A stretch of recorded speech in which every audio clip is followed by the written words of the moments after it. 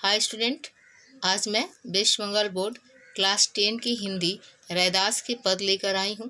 इस वीडियो में हम रैदास के पद के 2 पदों की व्याख्या देखेंगे। अगले वीडियो में इसकी आगे की व्याख्या करेंगे।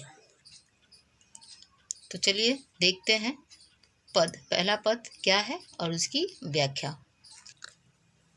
प्रभु जी तुम चंदन हम पानी, जाके अंग अंग बास समानी। प्रभु जी तुम घन बन हम मोरा, जैसे चितवत चंद चकोरा। प्रभु जी तुम दीपक हम बाती, जाके ज्योति बरे दिन राती। प्रभु जी तुम मोती हम धागा, जैसे सुनहि मिलत सुहागा। प्रभु जी तुम स्वामी हम दासा, ऐसी भक्ति करे रैदासा। तो चलिए पहले कठिन शब्दों के अर्थ देख लेते हैं। जाकी मतलब जिसकी, बास यानी सुगंध, समानी यानी समाया हुआ, घन यानी बादल, मोर मतलब मयूर पक्षी, चितवत देखता रहता है, जो एक तरफ देखना, बरे यानी जलना, सुनही मतलब सोने के समान। सुहागा एक विशेष प्रकार की पदार्थ होती है जो सोने में जब मिलती है, सोने जैसी धातु में, तो उसकी चमक को बढ़ा देती है, उसे सुहागा कहते हैं। तो चलिए इसकी व्याख्या देख लेते हैं किस तरह से है। रैदास जी क्या कहते हैं। रैदास जी कहते हैं, प्रभु जी तुम चंदन हम पानी, जाके अंगंग बास समानी। मतलब हे प्रभु आप किसके समान है? आप चंदन के समान है। चंदन क्या? चंदन एक सुगंधित लकड़ी होती है। क्या होता है, जब उसे हम पानी में पीसते हैं तो पानी में भी खुशबू आ जाती है। तो उसी कहते हैं कि प्रस्तुत पंक्ति में कवि रैदास जी क्या कहते हैं, हे ईश्वर आप चंदन हो, चंदन के समान हो। यदि आप चंदन है तो जीव पानी है, अर्थात ईश्वर के जीव के साथ जो अवैध संबंध है, जिसको अलग नहीं किया जाता, उस संबंध को दर्शाया गया है। कहते हैं कि जिस प्रकार चंदन की सुगंध से पानी में सुगंध फैल जाती है, पानी भी सुगंधित हो जाती है, उसी प्रकार मेरे तन मन में भी तुम्हारे प्रेम की सुगंध फैल गई है। आगे वो और क्या कहते हैं, प्रभु जी तुम घन वन हम मोरा। मतलब प्रभु जी आप क्या है? बादल के समान है। तुम आकाश में छाए हुए बादल के समान है, और मैं क्या हूँ? मैं जंगल में नाचते हुए मोर के समान। जिस तरह बरसात के दिनों में क्या होता है, बादल को देखकर मोर पक्षी खुशी से नाचता है, उसी प्रकार आपके दर्शन पाकर खुशी से भावमुग्ध हो जाता हूँ। ठीक इसी प्रकार चंद्रमा और पंछी का भी अवैध संबंध को दर्शाया गया है। क्या कहते हैं कि जैसे चितवत चंद चिकोरा, जैसे कि चितवत चंद मतलब क्या होता है? चांद, और चकोरा मतलब क्या होता है? पक्षी एक तरह का। वो क्या कहते हैं कि जिस तरह उन दोनों का संबंध कैसा है, चकोर पक्षी सदा क्या करते हैं, अपने प्रिय चंद्रमा को उसकी ओर प्रेम पाने के लिए तरसता है, उसकी ओर देखता रहता है। उसी प्रकार मैं भी तुम्हारे प्रेम को पाने के लिए तरसता रहता हूँ।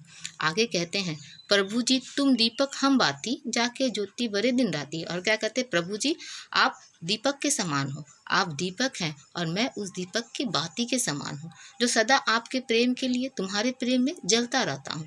रैदास जी आगे क्या कहते हैं, आप मोती के समान हो और मैं धागे के समान, तथा ईश्वर को सुहागा और मैं सोने के समान हूँ, ये वो मानते हैं। वो कहते हैं कि आप मोती के समान पवित्र है तथा उज्जवल सुंदर हो, और मैं उसमें तुरे हुए धागा के समान हूँ।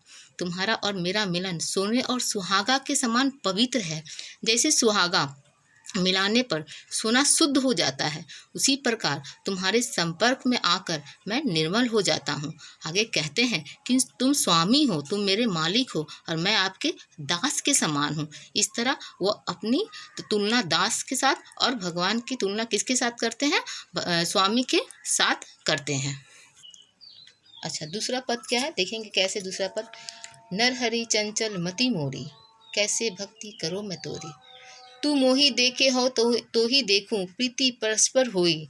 तू मोही देखे हो तो ही न देखूं, इति मति सब बुद्धि खोई। सब घट अंतरी रमसी निरंतर, मैं देखत हूँ नहीं जाना। गुण सब तोर मोर सब अवगुण, कित उपकार न माना।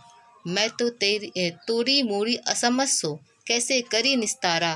कहे रैदास कृष्ण करुणा में, जय जय जगत अधारा। अब देखिए कठिन शब्दों को देखेंगे। शब्दार्थ, मति मतलब मन या विचार, भक्ति यानी भक्ति करना, तोरी यानी तुम्हारी, मोही यानी मुझे या मेरा, तो ही तुम्हें, हो यानी मैं, इति यानी यह, सब घट अंतरी मतलब सबके शरीर के भीतर या अंदर, रमशी यानी विद्वान होना, उसमें उपस्थित होना।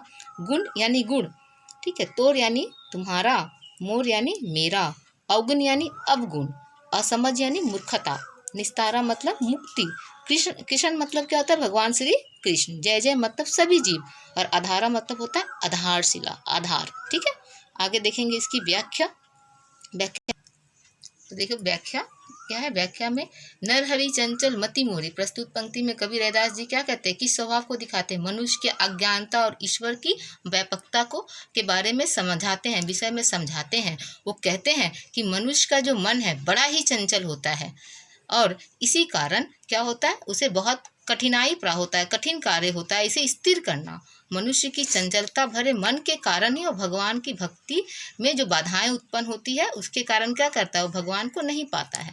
आगे कहते हैं कि प्रेम का नियम तो यह होता है कि एक दूसरे को परस्पर देखते रहना, अर्थात पूर्ण समर्पण का नाम प्रेम है।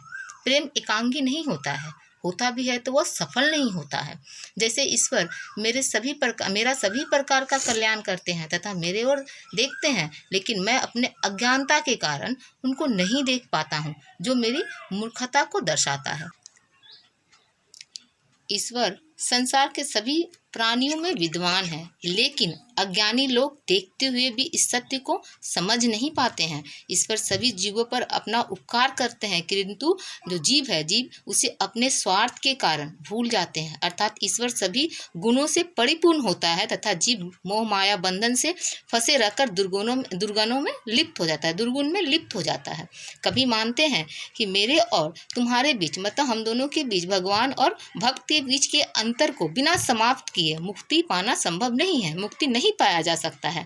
मुक्ति पाने का एकमात्र क्या वो आधार बताते हैं, एकमात्र आधार क्या है, श्री कृष्ण की कृपा को आधार मानते हुए कहते हैं कि एकमात्र श्री कृष्ण की कृपा ही वो आधार है, जिसे प्राप्त किए बगैर संसार के जीवों को मुक्ति कदापि नहीं मिल सकती है, वो मुक्ति प्राप्त नहीं कर सकता है। Thank you for watching. Please like, share, subscribe and don't forget to press bell icon. Thank you.